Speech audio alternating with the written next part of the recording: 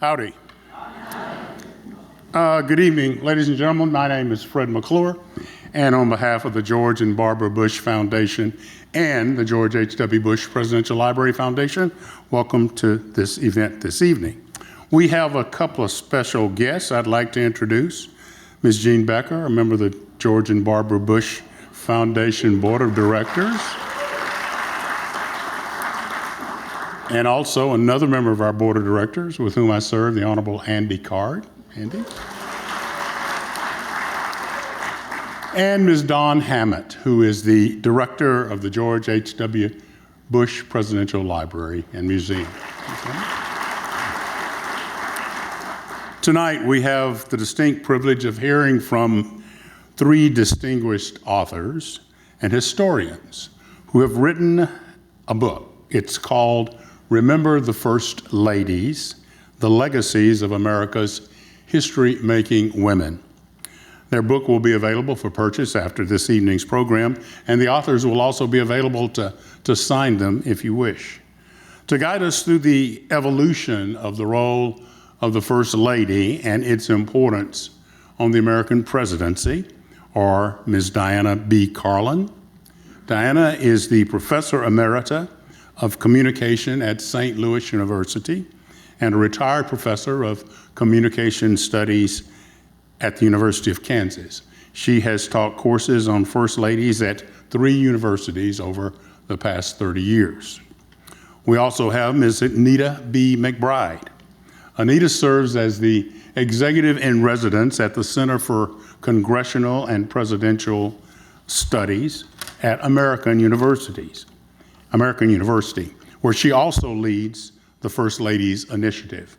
Her service in the government includes senior roles in 3 presidential administrations at the White House and also at the State Department. Anita served as the Chief of Staff to First Lady Laura Bush and directed the First Lady's work on a wide range of global and domestic initiatives. Ms. Nancy Kegan Smith. Nancy started her career as an archivist at the Lyndon Baines Johnson Presidential Library and later became the director of the Presidential Materials Division at the National Archives. Indeed, she helped with the setup, the hiring, and the training for new presidential libraries, including the George H.W. Presidential Library. This evening's conversation will be moderated by Dawn Hammett, the director of the George H.W. Bush Presidential Library and Museum. Ladies and gentlemen, please welcome the co-authors of Remember the First Ladies, Diana Carlin, Anita McBride, and Nancy Kegan Smith. Ladies.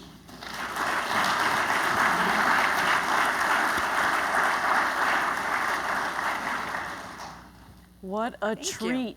I'm so honored to be here with you. Yay. I had the pleasure to see you already in Washington, D.C. Was that at the White House Historical Association meeting? I think so. It was amazing. You guys are absolutely going to love this. But I have just 1,000 questions.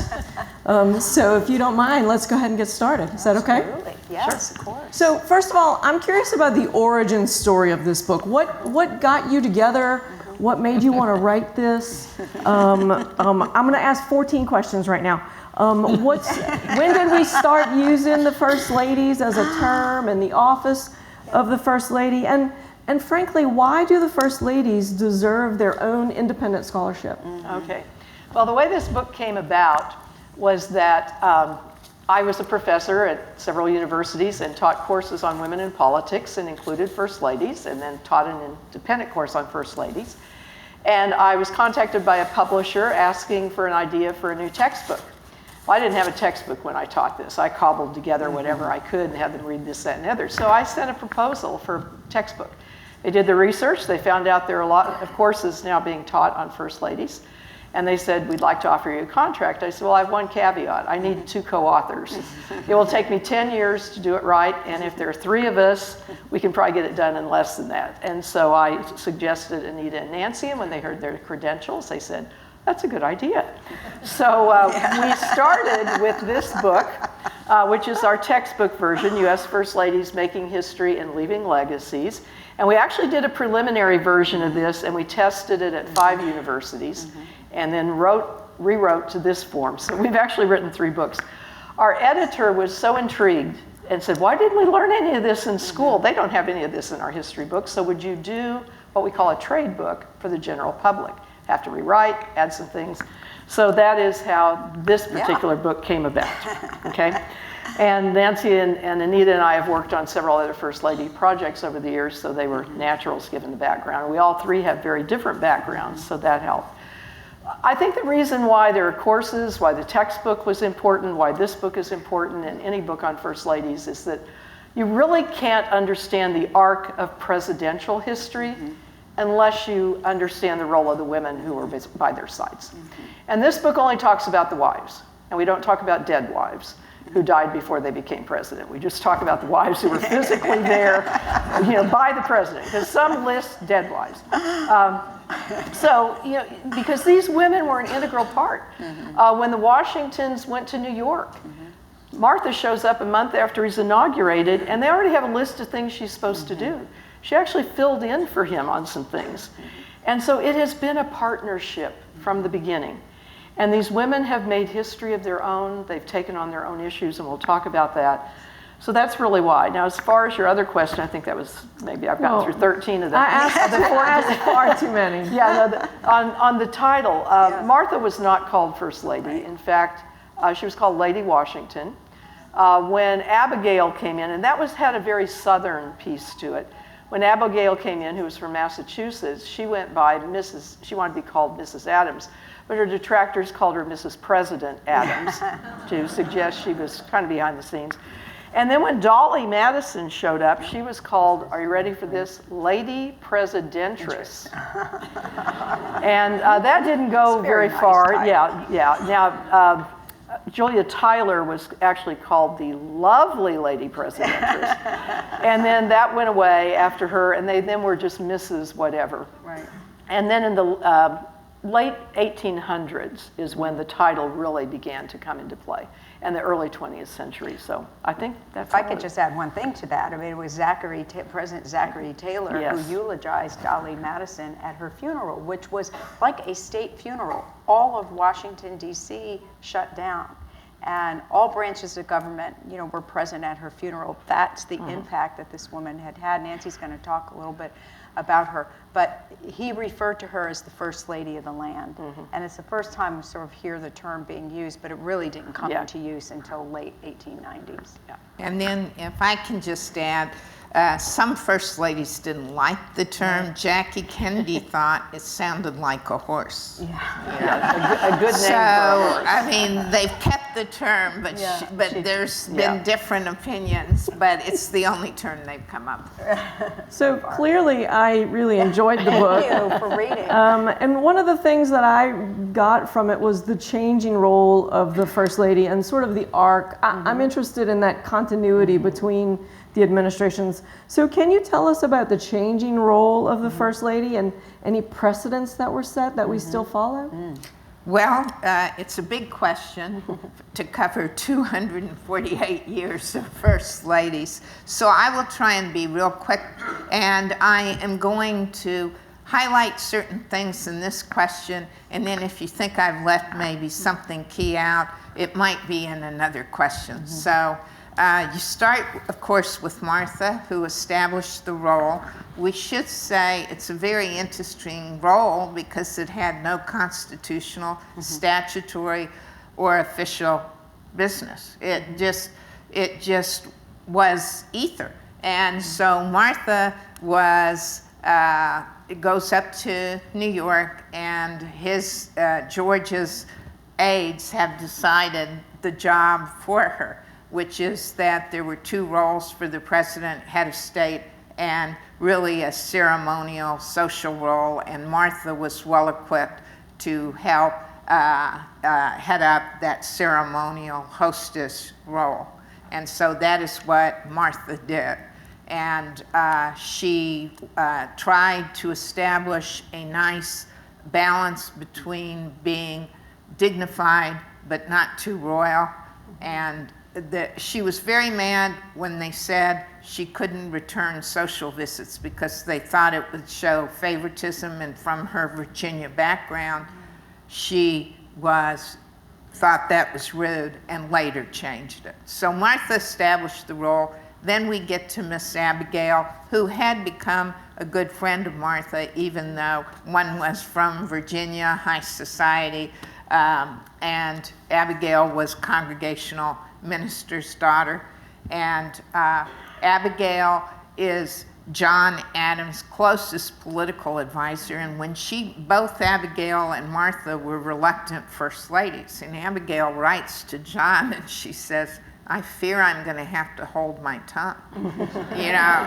She doesn't know if she can.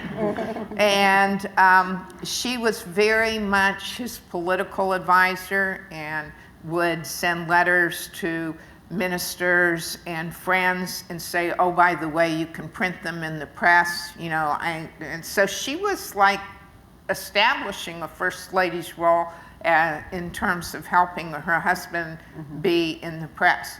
I'm going to skip a couple of things on Abigail and come back to them on a question we have on civil rights and women's rights. But the other thing that Abigail did was, it was a very factional environment that she was in between the Democratic Republicans and the Federalists. And Abigail was very much in support of the British system and didn't like the French system. And so she encouraged John Adams to sign 4 acts called the Alien and Sedition Acts in 1798. And Jefferson was so mad he got up and left as vice president and went back to Monticello. I bring this up before the current acts, but only 3 of those acts no longer exist. One does, and the Alien Act, and it was done at the time to prevent criticism of John Adams by people who favored the French system of government, to make it easy to arrest aliens. There were a series of 4, only one exists, and it is now become relevant in today's period of time. Then we go to Dolly, and Dolly had many attributes, but to be quick, Dolly established bipartisan entertainment. She was a Democratic Republican. She invited her foes of her husband, and she got the reception so big they were called squeezes. She would wear a turban so people could see her, and everyone loved her. She was like a woman who could charm anybody. And so she was very effective for James Madison because he was short, he wore dark suits, he was brilliant, but he was very inward.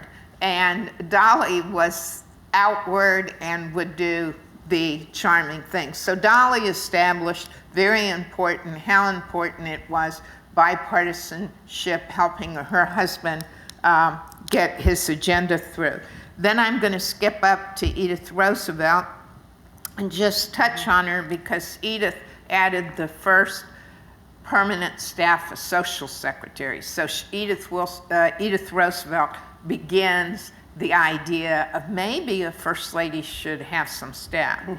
Then we get to Eleanor. And Eleanor is really hard to glide over, but Eleanor established the modern activist role of a first lady, including never sleeping. Even though Eleanor was first lady for 12 years, she would travel, then she'd write her My Day column, then she'd get into some anti-poll, anti-lynching legislation, and go lobby her husband. She was much more liberal on civil rights than FDR was, or let's put it this way, she could afford to be much more liberal on civil rights than FDR could because he was very worried about losing the Southern Democrats. And she was incredible in social, political causes, and she also showed that a First Lady had a life after being First Lady when Truman appointed her to the UN Commission on Human Rights, and she felt that that was some of her most important work. She also did press conferences and did over 360 press conferences and showed that a First Lady could be a very effective press spokesperson for their husband, and she isolated her press conferences to only women reporters because at the time in DC, a woman reporter couldn't get coverage. And so her press conferences were for women. She was told not to be substantive by Roosevelt's aide.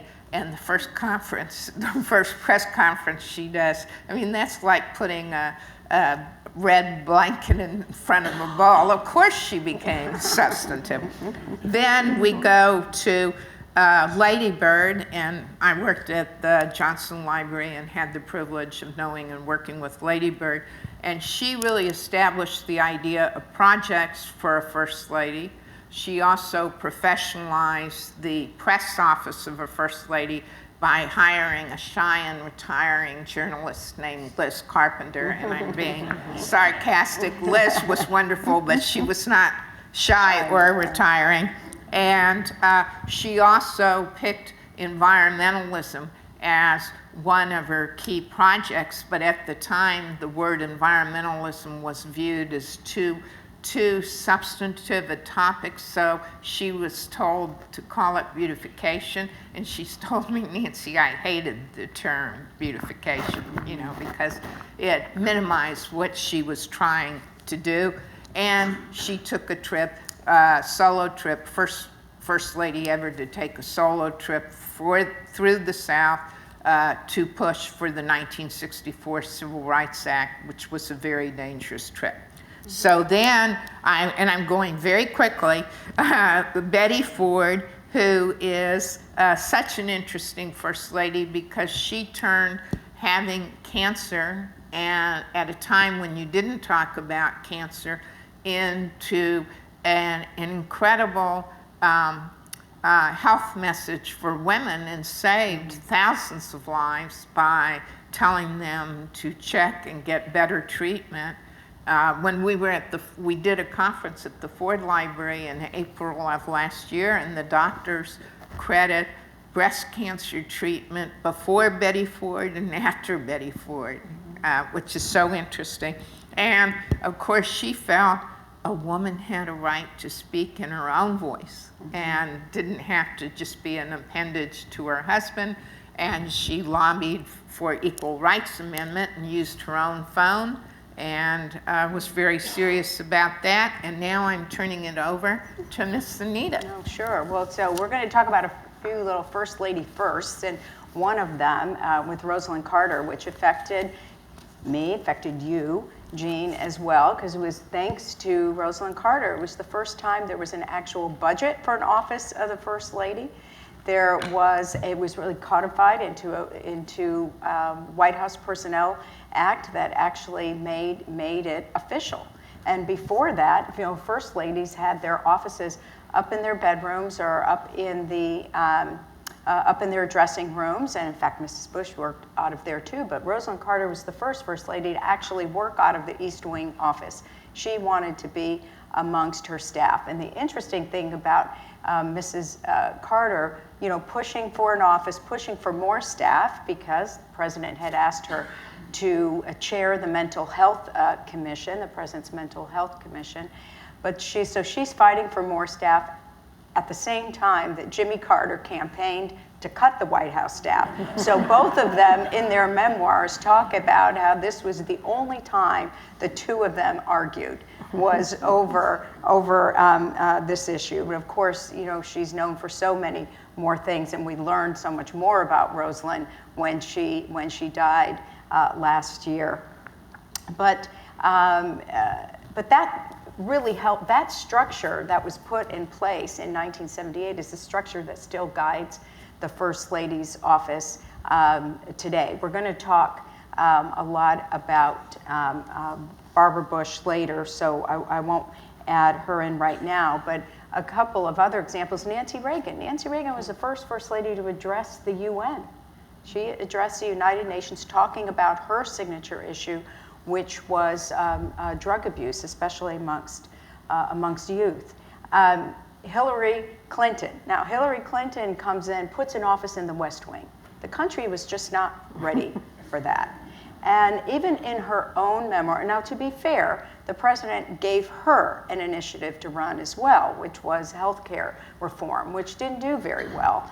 And it failed, and after that, she never used that office again.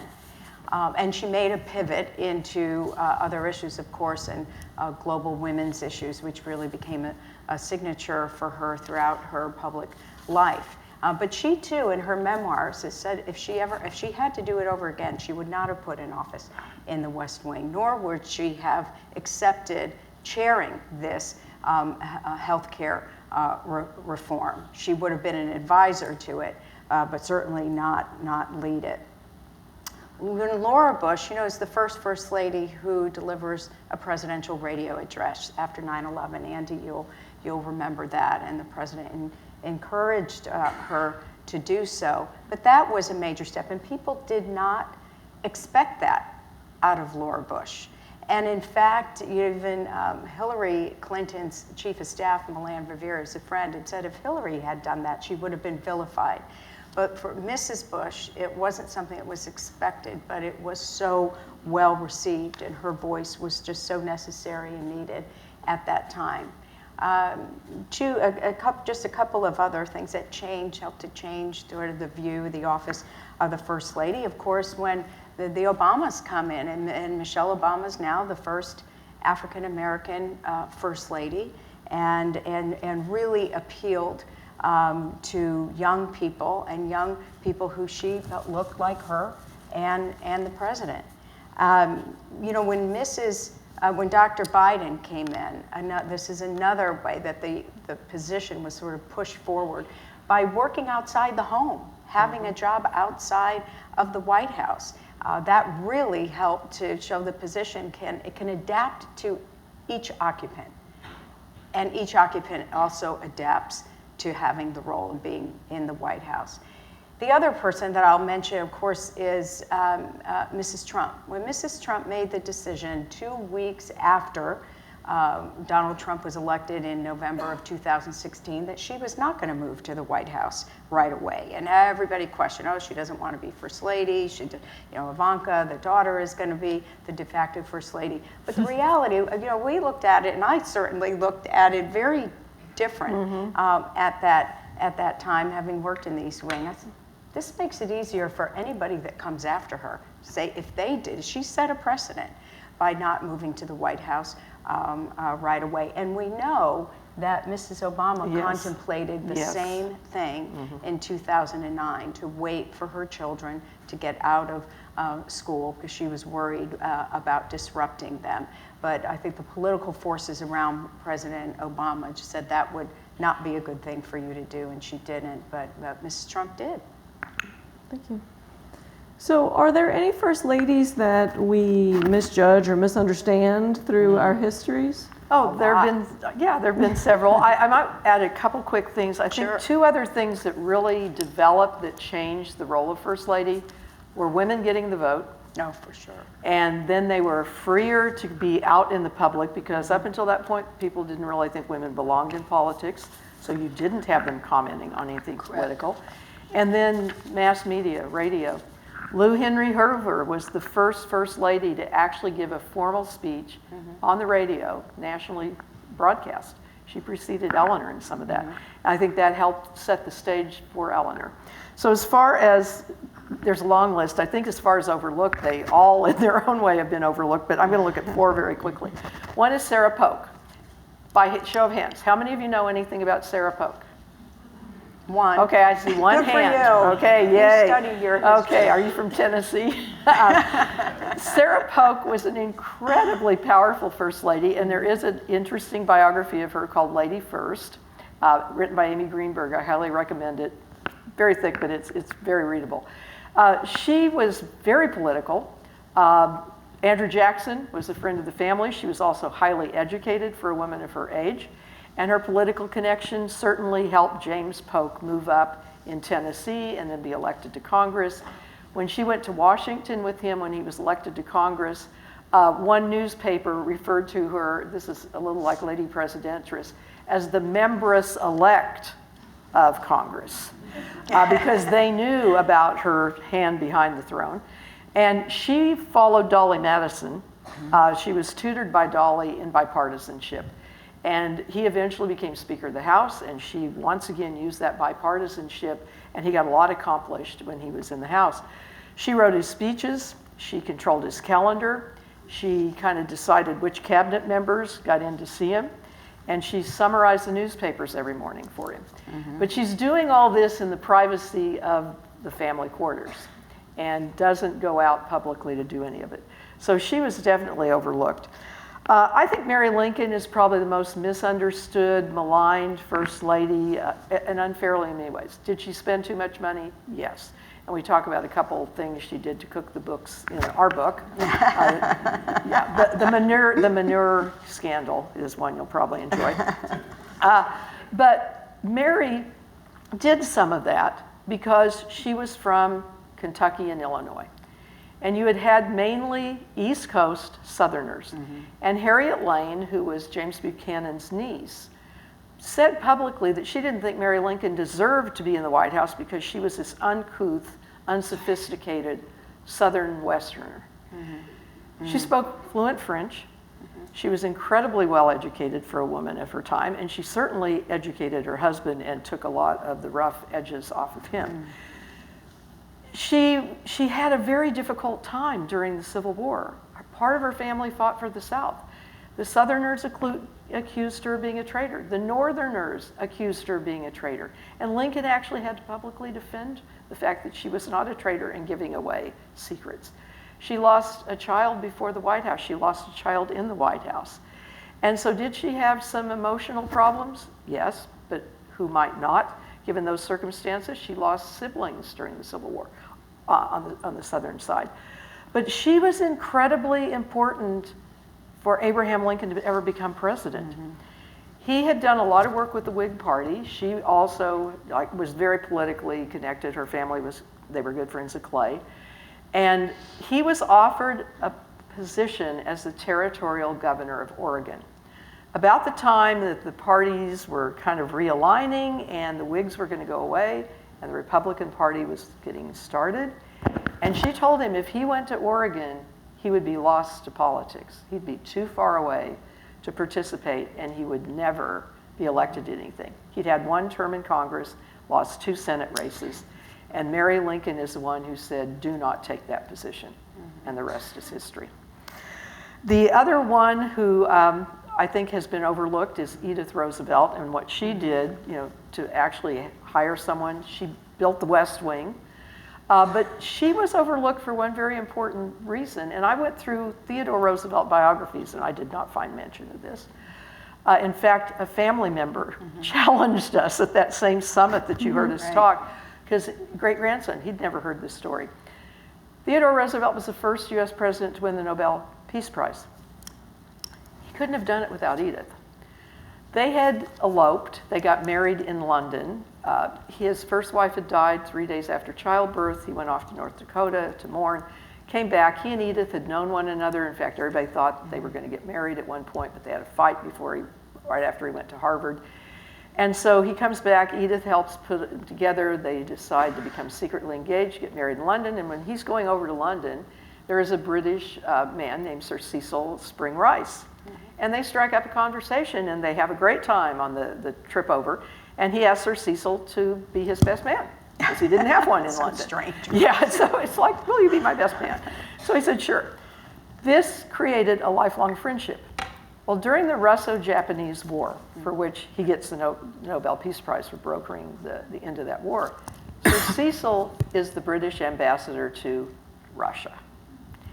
And he and Edith have a long distance. And you can find these letters online on the Theodore Roosevelt website. And he's passing along information about what's going on with the royal family and what the internal politics of Russia is like. So Theodore has some leverage with the Russians here. And then the American ambassador to the court of St. James is also a friend, and he's sending her information, including things his wife picked up at tea parties. And so these letters are fascinating. And so this is part of what Theodore uses to help in the war and get the Peace Prize. Talk about overlooked. And the final woman who I think is totally misunderstood is Pat Nixon. She did more than anybody ever realized at the time, because either she shied away from the press coverage on purpose, or the press simply wasn't covering her, or the West Wing didn't want her covered.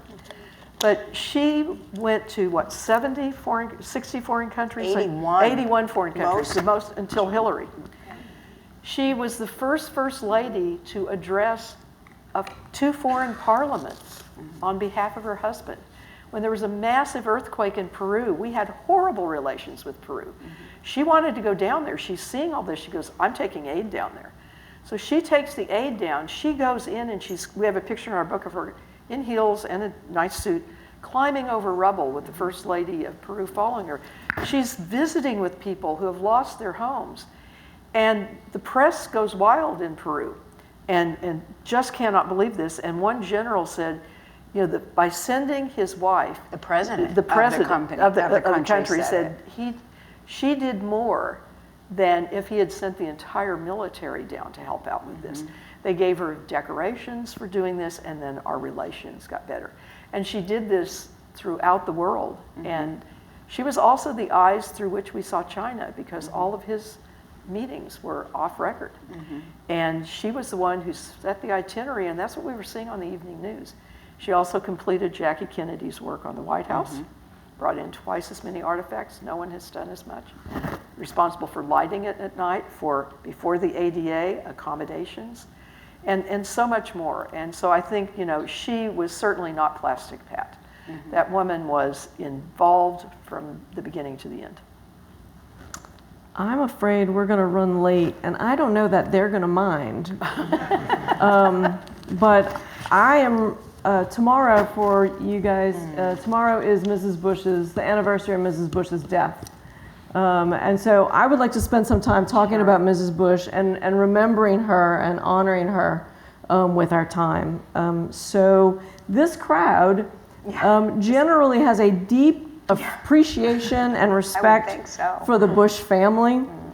And we know that Mrs. Bush had a really amazing relationship and partnership with President Bush. So Anita, since you worked with her, maybe you can tell us more about, did she work with him on policy? Did they disagree? Did they, on policy? Did they,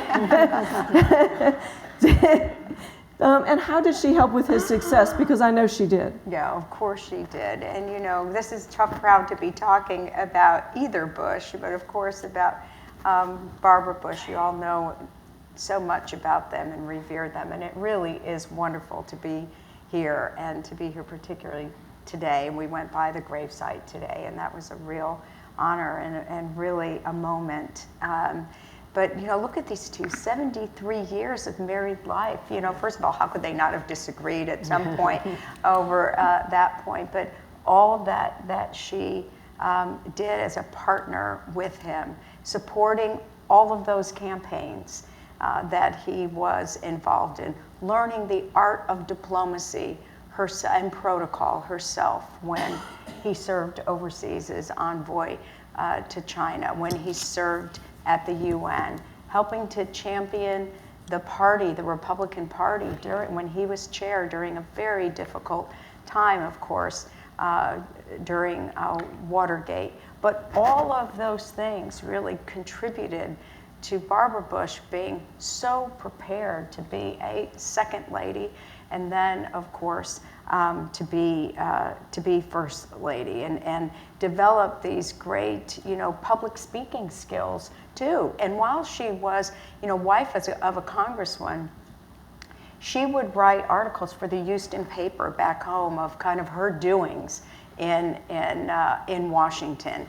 And she, talks about in her memoir that she did everything until she realized that was an unsustainable schedule to accept every single invitation that came your way. But she said, my writing was pretty lousy, but I had fun doing it, or talking about her experience of being a congressional wife. But, every single one of his assignments, of course, Barbara Bush was a huge part of it, and had great influence. And herself, in terms of developing, an issue, you're going to talk about her literacy, but she was also his fiercest defender, and think was quite wounded, as you know, in the White House when he was criticized, and it was really relentless, particularly during the '92 election, when even your friends are turning on you, and of course it's hard to hear that criticism of your husband. But it didn't mean that she herself sometimes didn't get into trouble, and we'll show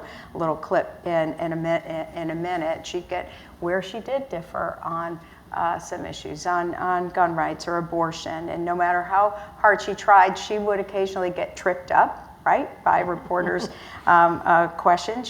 She said, "I tried so hard to stay out of George's business, but I didn't always succeed." I think the one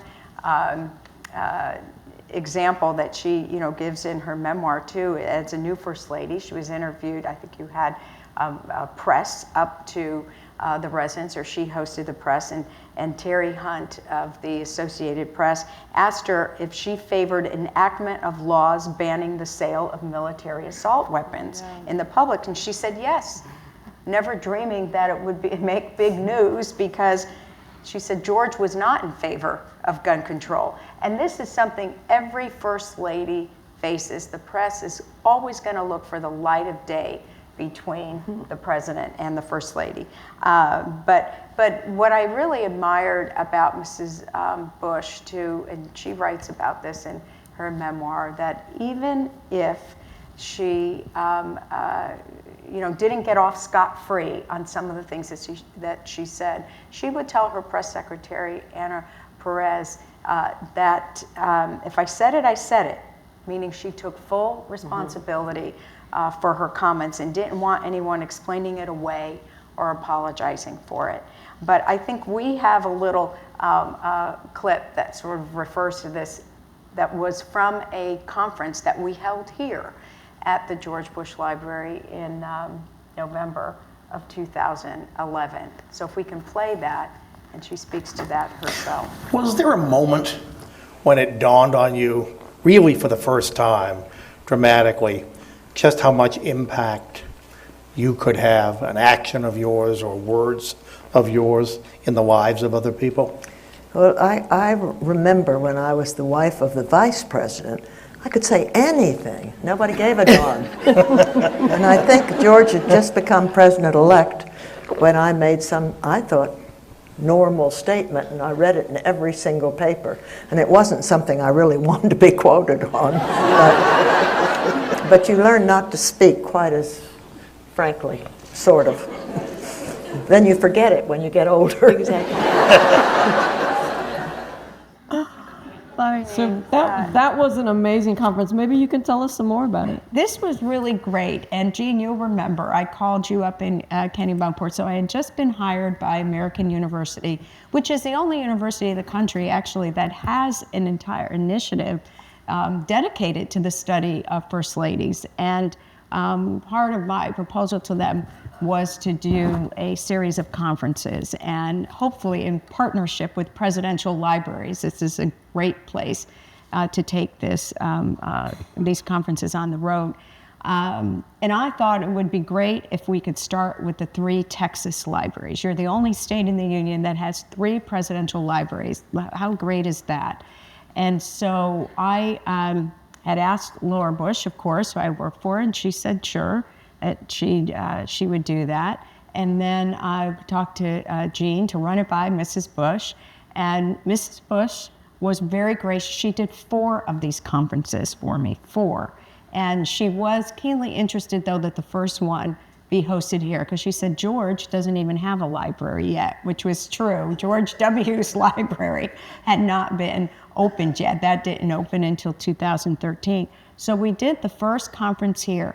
And what really, I didn't realize it at the time, but both First Ladies said to me that it was the first time they had actually sat down with each other to be interviewed about their experience of being First Lady. Of course, they're so unique in history because they lived through each other's time as First Lady, unlike Abigail Adams and Louisa Adams, because of course Abigail died before her son became president. But they talked about a number of different things, sort of, and we have a little clip on this about the stereotypes and the myths of being a First Lady, if we can play that. But Barr's right. There are a lot of myths about First Ladies, and there's sort of a stereotype of everyone that you get stereotyped the minute you move in. And, and that's it. It doesn't matter what you do. That's your even stereotype. before you figuratively took the oath of office, I remember at the beginning of the second Bush presidency, there was this consensus among some in the press, who obviously had never met you, that you represented the second coming of Mamie Eisenhower. Oh. And first of all, let's be fair to Mamie Eisenhower. Yeah, I mean, who's that an insult to, me or her? Insult to you.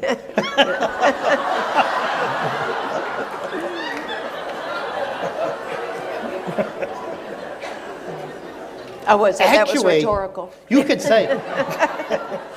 Actually, you know, Mamie was as much an icon in the 50s as Jackie was in the 60s. It's just the 50s You're fell not out old of enough fashion. to know that. That, by the way, of course, is Richard Norton Smith, the great historian, and he had a ball interviewing the two of them. That was really fun. I think the other thing that came out of that conference was them talking about dealing with the criticism, not of them, but of their husbands. So last clip, if you can play that. What is harder to bear?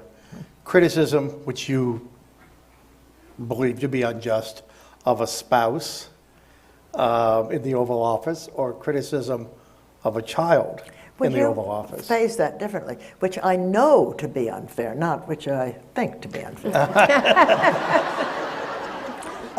Much harder, the son. Is it? And much harder the father. There you are. It is, really. Much harder, the son. I mean, when you're there, when you live there, you, for one thing, you don't have time to read all the criticism, but when you're watching from outside, it's very, very difficult, I think, to see somebody you love criticized. I never heard one bad word about Laura. I was ready to take them on. Not one bad word. That was good.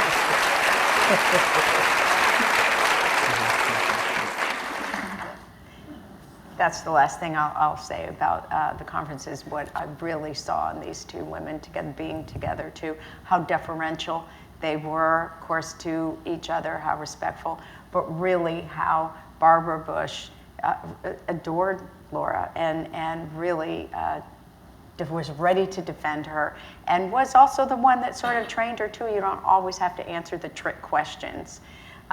So Laura Bush became very, very adept in her public life as well. So it was really fun, and I'm very grateful to the George H.W. Bush Library. Warren, you helped make that happen. Andy, you opened that conference that night. I don't know if you remember that, but it meant the world to start here. And we have now done over 12 conferences around the country, taking the story of these remarkable, women through our history to everyone.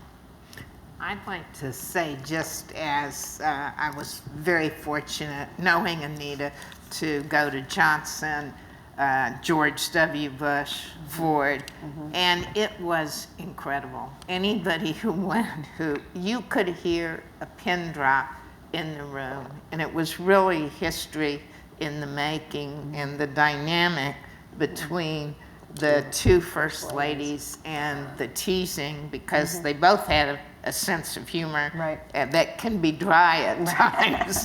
And That's it great. was just wonderful. Yeah. Yeah, I bet. very historic. So at the library, we try to honor Mrs. Bush's passion for literacy. But how influential was she with that passion in her? How influential was she with the passing of the National Literacy Act? Right, in 1991. Well, as you know, that's what she's known for. And in 1980, when he was running in the primaries, she was supposed to come up with a cause. And this is now expected. They will ask the women. And she realized that literacy was at the heart of so many of our problems, or a lack of it. And if people couldn't read, if they couldn't comprehend, they couldn't get certain jobs, if you were illiterate. So she thought she could take on other social problems if literacy were taken care of. So as second lady, she did an incredible amount. She wrote her first book, See Fred's book, and that money was given to literacy organizations. Then when she became first lady, she established her own, and Millie's book, all of that went there. And what, $100 million, the foundation. Now, I mean, the Barbara Bush Foundation is what, 33 years old, yeah. and operating Yeah. grants in all 50 states. It's So remarkable. she did something behind the scenes. Eleanor Roosevelt went to the Hill and testified. Rosalind Carter went to the Hill and testified on mental health legislation. Hillary Clinton was on the Hill testifying for her failed health care reform. But Barbara Bush worked behind the scenes in a bipartisan manner, and she had Education Secretary Lamar Alexander helping her. And she managed to get, in the House alone, 46 Democrats and 21 Republicans to be co-sponsors of that bill. And the same thing happened in the Senate. So it was truly a bipartisan effort. But it was all done behind the scenes, and she certainly was responsible for getting that Literacy Act passed. But I think the funniest I thing love about this. this, I have to say, in her memoirs is, and she talks about the signing of it and what a proud, moment that was for her, for the president, the signing of the Literacy Act. And Fred, you maybe might remember this, but in only the way Barbara Bush can describe it, she said, I saw all these members of Congress elbowing their way to get there for the signing. And she said, I didn't know what any of them did, because she knew who she was working with, and you had all these other people who, of course, it's important to them to be in the picture with the president at the signing of an act. But she said, they elbow their way in, but I couldn't tell you what they did. Well, and when Susan Page wrote her biography of Mrs. Bush, matriarch, in 2019, she said that since Eleanor Roosevelt, no other first lady had worked as persistently and raised as much money for a single cause as Barbara Bush. That's quite a legacy. Yeah. That is legacy. There's a famous photograph of Mrs. Bush holding an infant that was born with HIV/AIDS, and this was a very scary time in our medical history. So can you tell us about her visit to Grandma's house and the ramifications of that photo?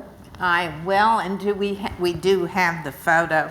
It was March 22nd, 1989, and Barbara Bush visited grandmother's house, a group home in Washington, D.C. for both abandoned children and children with HIV and AIDS.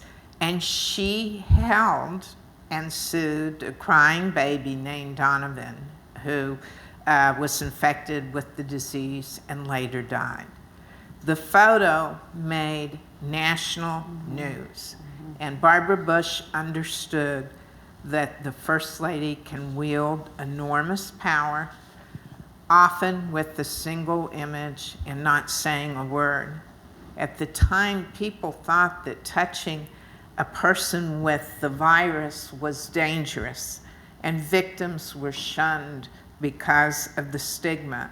Without saying a word, she made a political and a human statement that was so important and showed with her compassion important results. An AIDS activist told the Washington Post, "You cannot imagine what one hug from a First Lady is worth." So it was really incredible. And it really shows that document-wise, you can do a speech, you can do a photo, you can do audio-visual. There's all sorts of ways that first ladies and presidents can pass a message, but this was an incredible message that she was passing, so important. We are just about to start commemorating the 35th anniversary of Desert Shield and Desert Storm. And that event made Mrs. Bush become a wartime First Lady. What was the first, a decade and a half? How did she handle this role? This was a big change in our society at that time. Well, sure, she was a wartime First Lady, but she was also a woman who came of age during a time of war, in World War II. And we have a chapter, in our book, in the textbook too, about the World War II wives and how formative, really, that was for them. Rosalind Carter, Nancy Reagan, Barbara Bush, Pat Nixon. They lived through this period and sort of understanding what the country goes through. But as First Lady, she was of course a great support to her husband, and talks about, and did things on her own to support military families of the deployed, right? How many of these bases around the country that she went, taking her passion for literacy and education to read to children, to be with families, of course, to be a great support to her husband, inviting Reverend Billy Graham to the White House multiple times, also as a source, he was a source of comfort to their family and to many presidential families, of course. But Mrs. Bush understood what her husband was going through. She was there to support him. And I think she talks about, too, one of the most memorable moments for her, memorable Thanksgivings in their entire life, was when they ate with the troops in Saudi Arabia. I think we have that. It's just right up there. With her pearls and in fatigues. I mean, vintage Barbara Bush. But, to be there is sort of and this is an issue that really binds all First Ladies together by virtue of being wife of the Commander-in-Chief. They are the nation's first military spouse. And they really, know how to, or must really, be that comfort to the nation. And I think this picture, she looks joyful, there of being with the troops. But I think that period of time, with a formative period for Barbara Bush as a teenager too, with a loved one off to war, and then being, grateful for him coming home, and look at the life, that they had together. But I think that's really a formative part of her life. That makes sense. So she gave two very significant speeches. One was the commencement speech at Wellesley in 1990, and another was a formal speech at the 1992 RNC. And she was the first Lady to do that. Republican First Lady. Thank you. Okay. Thank you. So can you tell us more about these speeches, Diana? Sure. Well, this is my field, is studying rhetoric and speeches. And I did spend a couple weeks here several years ago digging through all of these files. And then I came for several conferences and dug through files for both Bushes. And seeing the origin of this speech was very interesting because it was very much like her traditional, they'd already planned what her commencement speech was going to be. And if you all remember any of this, the women at Wellesley had chosen Alice Walker as their commencement speaker, and she turned them down. And so they then knew Mrs. Bush was, I think, going to be in Boston because they were dedicating the Ducklings. And so they asked her if she could come over to Wellesley to give a speech. And they fitted in, and she was going to have Raisa Gorbachev with her, and so this all turned out just fine. And so when the students found out that the faculty had made this choice without consulting them, this made international news. Petition, this woman is only being invited because she's married to the president. She hasn't done anything herself. Boy, did they not know Barbara Bush. And so, she stuck with it and was incredibly polite through the whole thing. And this speech is listed as one of the top 100 political speeches of the 20th century. Now, how many of you remember any word that was said at your commencement addresses? Right. Or even who spoke? Okay, one hand. This is a tough speech to give. And to make the top 100, and I hate to say this, but President Bush does not have one on that list. And I do wonder if that was ever mentioned between the two of them. So she goes in and she showed how you take humor to deflect a situation. And she also had called the president of the class ahead of time, and they had had a little discussion. That's her diplomacy coming in. So by the day of the event, there was a kind of counter position saying, yeah, she ought to be here. But this speech is just amazing, and she uses humor, and she doesn't shy away from the controversy. And at the very end of this speech has gotten so much attention. So we have, I think, 3 short clips, and let's show those, and then we'll talk about the RNC. You should all be very proud that this is the Wellesley spirit. Now, I know your first choice today was Alice Walker. Guess how I know?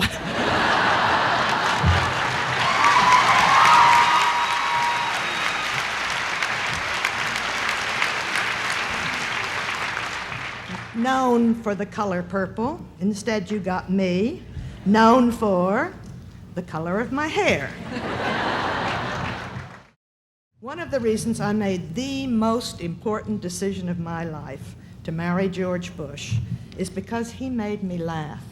It's true, sometimes we laugh through our tears, but that shared laughter has been one of our strongest bonds.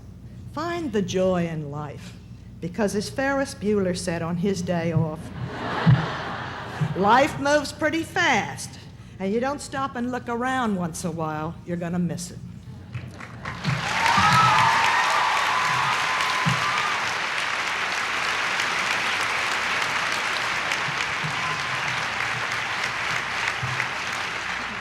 I'm not going to tell George you clap more for Ferris than you clap for George. Who knows? Somewhere out in this audience may even be someone who will one day follow in my footsteps and preside over the White House as the president's spouse, and I wish him well.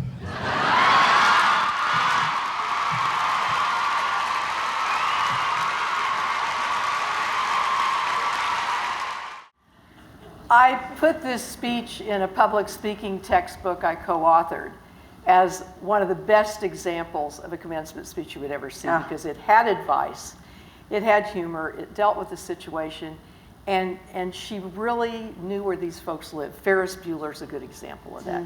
So it is just a classic. Her RNC Can I ask Jean one question? Yeah. Oh, sure.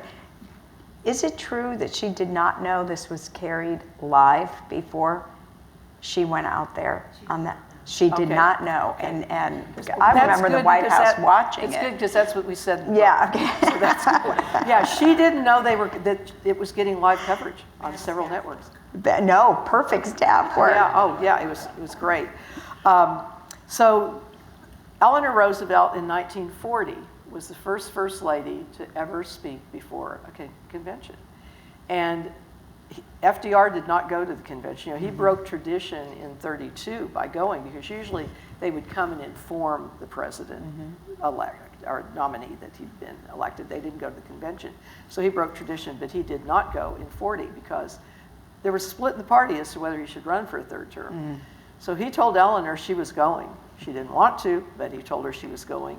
And Nancy and I were at FDR a couple weeks ago, and Eleanor did not do manuscript speeches, hardly ever. Her UN speeches were. And we saw her notes. And that was where No Ordinary Time came from for Doris Kearns Goodwin, that title. That was not on her notes. That came because she was an extemporaneous speaker. So Eleanor was the first Democrat No one else had done this until Barbara Bush in '92.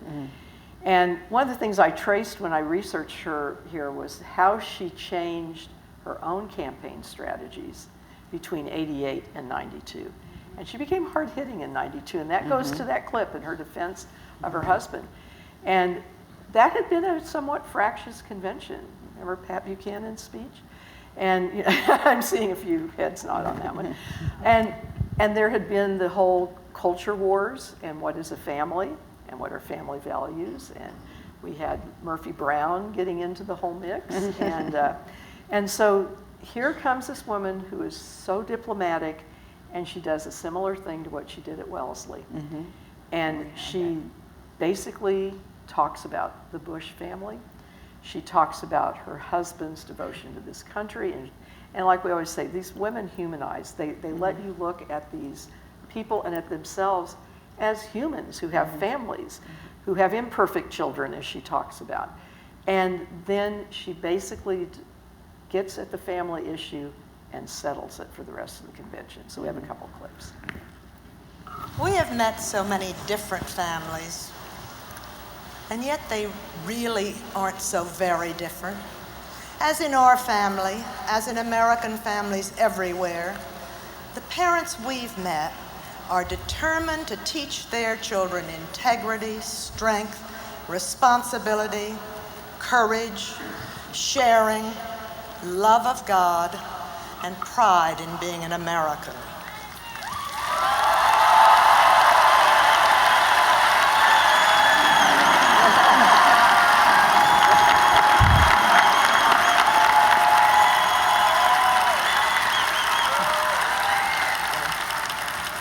However you define family, that's what we mean by family values. So those are the two very important speeches. And since she spoke, every candidate's wife has now spoken in the convention. It's true. So I can't lay eyes on the showrunners, which means I get to go rogue. Are you guys okay with staying a little longer? Because we're at the end of our time, but if you want to stay, well, I'll stay. Nobody's telling me not to, so I'm good. Are you okay? All right, well, let's go. Y'all okay too? Sure. Yeah. All right. Oh yeah. Okay. We're going to get up and leave. Please don't. So how have the First Ladies impacted or affected the trajectory of civil rights, women's rights, some of these big social issues? Nancy, you want to take that one for us? I will. It's going to be a whirlwind response, and I'm going to pick and choose because they have done so much. You could buy the book. You could buy the book. So, For the whole rest. chapter. I'll start with Abigail, who was, of course, helped us write the title for our book, Remember the First Ladies. And she wrote John in 1776 for the Continental Congress. I like to read the full quote because most people don't know it. She says, "I desire you would remember the ladies and be more generous and favorable to them than your ancestors. Do not put such unlimited power into the hands of your husbands. Remember, all men would be tyrants if they could." So John sort of poo-pooed that. Yeah, he wrote, "I laughed."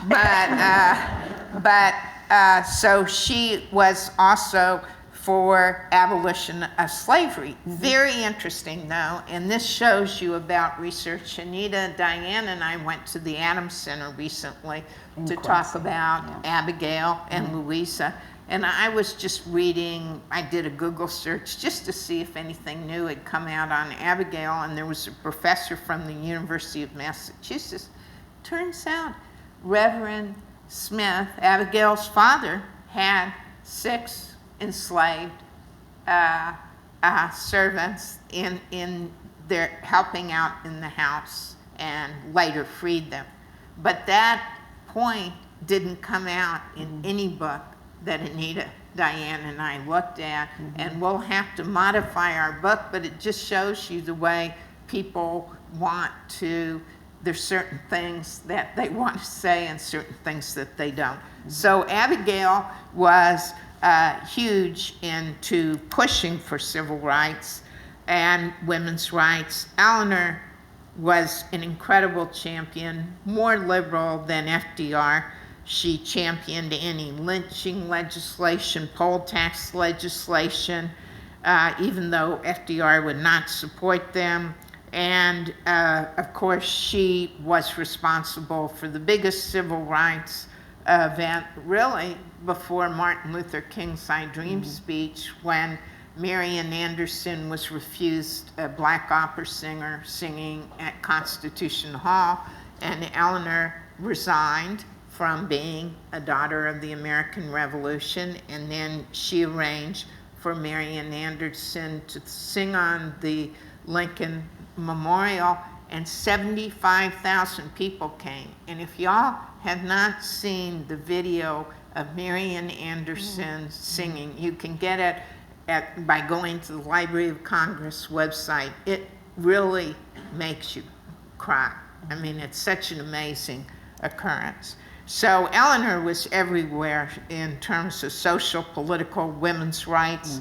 And of course, she showed us that a first lady, once she leaves, Truman asks her to be on the UN Commission for Human Rights, and she ends up basically writing the Declaration of Human Rights. Lady Bird, I think I already mentioned, supported civil rights when she did her Whistle Stop tour in 1964, very courageous. And Betty Ford, Rosalind Carter, together supported ERA. Pat Nixon too. Pat Nixon also. And Pat Nixon too. But Betty Ford used a separate phone. And Hillary, after the debacle with healthcare, really focused on women's rights and made an incredible speech in Beijing where women's rights are human rights and human rights are women's rights. And then, very interesting, we get to Barbara, Laura, and Michelle, which you wouldn't think have that much continuity, but all three of them felt that education was a major necessity for achieving civil rights. And so they addressed it that way. And so they really, first ladies really pushed the nation forward, often as leaders. When Mrs. Johnson went down to the South, she wasn't popular at all, and they thought that the Southern Democrats might vote the party, but they were courageous. Eleanor Roosevelt had a $25,000 bond on her head, but they did what they thought was right, and they really, really pushed for that. So that's just a real quick whirlwind. So someone in charge of this event has laid eyes on me, which means my rogue moments are coming to a close. Your rogue moments are However, I work for the National Archives. I work in an archives, and I have to talk about your use of primary sources. And thank you for using all of the presidential libraries in your book. But I try to tell our community how important it is to have these archives in your community and your access to them. Can you speak to that a little bit for me? And maybe I'll use your words in the future. I encourage, if y'all have not been to the Bush Library, please go. Sometimes people living in a place ignore some of the neat facilities there. There are wonderful records, and there are audio-visual, textual, and the presidential tape recordings where you hear Jackie Kennedy calling Lyndon Johnson, and you hear that she sounds like Marilyn Monroe. And in one of the tape conversations, I had to play it several times before I would play it for people, because she thanks Lyndon Johnson for a letter he wrote her right after the assassination, and she said, and she starts crying, you know, I have one more letter from you than I do in Jack's hand. And those sort of things, those sort of documents, the photo, the speeches that Diana mentioned, the just are incredible. And First Ladies sometimes give you an eye into the more personal, more human world. Betty Ford said that if the West Wing was the mind of the White House, the East Wing was the heart. And so those documents, so I'm just encouraging, I can see Fred up there, so I know it's, It is. Fred's telling me to stop, but anyway, please use your archival resources. Yeah. Yes, please. Diana, Anita, Nancy, and Don, you as well. Thank you so much for sharing. Thank you, Fred. Thank you all for letting us